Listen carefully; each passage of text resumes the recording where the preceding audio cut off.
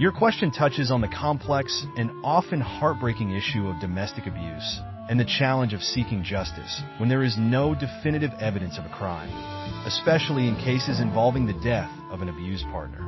Let's break this down into key considerations. 1. The power of reasonable doubt. In criminal trials, the burden of proof is on the prosecution to establish guilt beyond a reasonable doubt. This principle is crucial in ensuring that innocent people are not wrongfully convicted.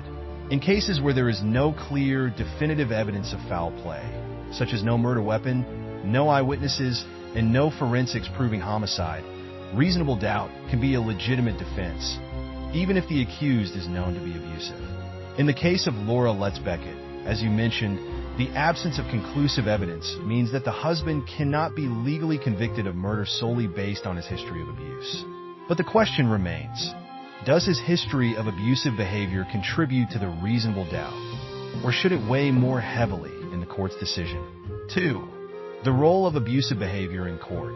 Abusive partners often have a pattern of behavior that should be taken into account, but proving that abuse directly led to the death can be tricky. While the husband's statements, such as "I've never inflicted trauma on a woman that required medical attention," are clearly red flags and suggest a history of aggression, they don't directly correlate with the alleged drowning unless there's clear evidence of violence or intent. That being said, patterns of abusive behavior could and should be factors considered by a jury in evaluating the motive and the likelihood that the partner's actions contributed to the situation, whether that's through direct harm or an environment that might lead to a fatal outcome. For example, if there's a history of controlling behavior, threats, or intimidation, it could support a theory of coercion or manipulation leading to the victim's death, even without definitive evidence of murder.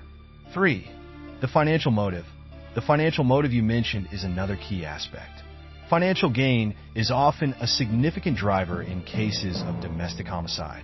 If the husband stood to benefit substantially from Laura's death, such as through life insurance or inheritance, this can be a red flag, even in the absence of physical evidence. The prosecution might argue that this motive, combined with the history of abuse, creates a compelling circumstantial case that he could have intentionally caused her death. In cases like this, while a financial motive can provide strong reasoning for the crime, it still doesn't override the need for concrete evidence linking the accused to the act of murder. 4. The challenge of domestic abuse evidence. One of the most difficult aspects of cases like this is the long-term psychological manipulation that occurs in abusive relationships. Often, it's hard to fully quantify or prove the psychological harm caused by an abusive partner, and the victim may not always show visible injuries or signs of trauma.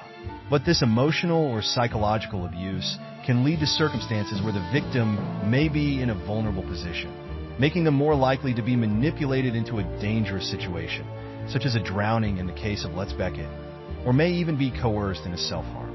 This aspect is harder to prove in court, but is crucial for understanding the dynamics of abusive relationships. Ideally, a legal system would take into account the whole picture: history of abuse, motive, and the victim's situation, without the need for absolute physical evidence. However, because the justice system requires proof beyond a reasonable doubt, it can be frustrating for those who feel that the accused should be convicted based on patterns of behavior, the financial motive, and circumstantial evidence. An acquittal in such a case doesn't necessarily mean the accused is innocent, just that the legal system couldn't prove the case definitively. In situations where an abusive partner is acquitted due to lack of definitive evidence, but there is clear history of abuse and a strong financial motive, it can feel unjust, especially for the victim's loved ones and society. While the accused may technically not be convicted of murder, there's a strong argument for a deeper look at domestic violence patterns, coercion, and motive in cases where death is involved. In the absence of a clear crime, there's an opportunity for legal reforms that would allow for a more nuanced understanding of these complex dynamics. Maybe by allowing for more robust consideration of circumstantial evidence or pattern-based reasoning in such cases. In the end, justice for victims of domestic abuse requires not just proof of death, but understanding the emotional, psychological, and circumstantial factors that led to that death. while criminal convictions hinge on solid evidence. The broader societal conversation about abusive relationships needs to be ongoing to prevent future tragedies and to ensure the abuse victim story is heard even when definitive proof is hard to come by.